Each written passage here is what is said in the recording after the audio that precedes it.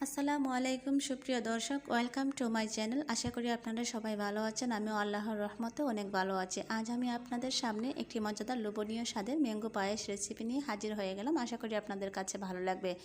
যারা আমার এই ছোটো চ্যানেলটিকে এখনও সাবস্ক্রাইব করেনি, প্লিজ আমার চ্যানেলটাকে সাবস্ক্রাইব করে আমার পাশে থাকবেন।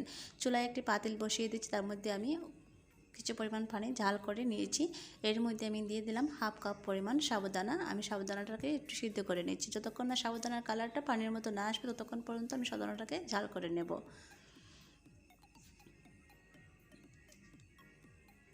সাবুদানাটা হয়ে গিয়েছে। আমি এখন একটা চাকনির সাহায্যে সাবুদানাটাকে ধুয়ে পানিটা জড়িয়ে নিচ্ছি। অপর পাশে আমি একটা কাপে 2 চা চামচ মিল্ক পাউডার দুধ নিয়ে নিলাম।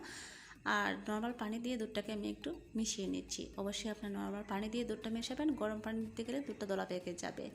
তো দুধটা মেশানো হয়ে গিয়েছে। চুলায় আমি একটা পাতিল বসিয়ে দিচ্ছি, তার মধ্যে আমি হাফ লিটার লিকুইড দুধ, তার মানে গরুর দুধ আমি দিয়ে দিয়েছি। আর গরুর দুধের মধ্যে আমি এই পাউডার দুধটা অ্যাডজাস্ট করে নিচ্ছি। আর আপনাদের কাছে যদি লিকুইড দুধ না থাকে, পাউডার দুধ দিয়ে আপনারা এই রেসিপিটা তৈরি করতে পারবেন। অথচ খেতে এই গরুর দুধের চেয়েও পাউডার দুধ দিয়ে যদি আপনারা এই ম্যাঙ্গো পায়েসটা রান্না করেন, খেতে তার সাথে দ্বিগুণ স্বাদ আসবে। দিয়ে দিলাম 5 থেকে 6টা লবঙ্গ আর একটা তেজপাতা, 3 থেকে 4টা এলাচ তেঁতলিয়ে দিয়ে দিলাম একটা সুগন্ধির জন্য। পায়েসের মধ্যে যদি এইগুলা দেন তাহলে একটা সুগন্ধি, ভালো একটা সুগন্ধি আসে আর খেতেও ভালো লাগে। অনবরত নেড়ে চেড়ে দুধটাকে আমি ঘন করে জাল করে নিচ্ছি।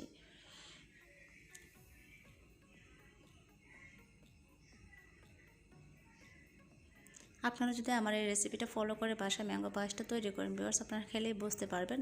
না খেলে আপনারা বিশ্বাসই করবেন না যে পায়েসটা খেতে কতটুকু মজার।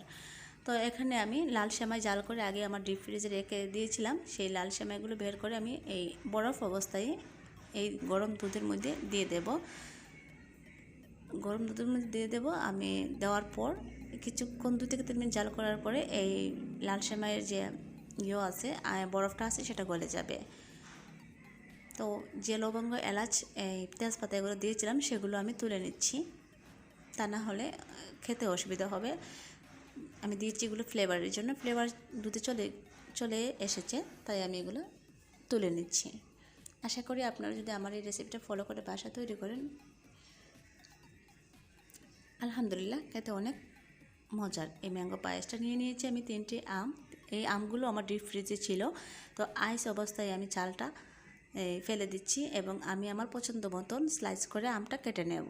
আপনারা আপনাদের পছন্দ অনুযায়ী আপনারা স্লাইস করে কেটে নিতে পারেন। অবশ্যই আপনারা আইস অবস্থায় কাটবেন, তা না হলে এই আমের গায়ের বরফ যদি গলে যায় আর আমটা নরম হয়ে যাবে আর স্লাইস করে কাটা যাবে না। তো সাবুদানাগুলো আমি ধুয়ে পানি জড়িয়ে নিয়েছি। এখন আমি এর মধ্যে দিয়ে দিলাম সাবুদানাটা। এদিকে আমার সেমাইটাও ঝরঝরে এই বরফটা ছেড়ে দিয়েছে। তো দিয়ে আবারও আমি 3 থেকে 4 মিনিট চুলার আঁচটা মাঝারি আঁচে রেখে সবগুলো উপকরণ একসাথে রান্না করে নিচ্ছি।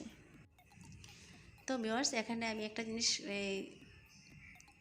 এডিটিংয়ের সময় কেটে ফেলা হয়েছে, সেটা হচ্ছে চিনির পরিমাণটা। চিনির পরিমাণটা আমি যে পাউডার দুধটা যে কাপে মিশিয়ে দিয়েছিলাম সেই কাপে মেজারমেন্ট করে আমি 1 কাপ চিনি দিয়ে দিয়েছি। আপনাদের টেস্ট অনুযায়ী চিনি দিয়ে দেবেন। তো আমার এই সাবুদানাটা রান্না হয়ে গিয়েছে। আমি এখন চুলা থেকে অফ করে দিয়েছি ঠান্ডা হওয়ার জন্য। আর এদিকে আমি এই বরফের টুকরো নিয়ে নিয়েছি আর নিয়ে নিলাম এই আমগুলো আমি এই সাইজ করে কেটে নিয়েছি, পরিবেশন করে নিলাম। আশা করি আপনাদের কাছে ভালো লেগেছে। যদি এই রেসিপিটা ভালো লেগে থাকে তাহলে অবশ্যই like, comment, share and subscribe করবেন। ধন্যবাদ।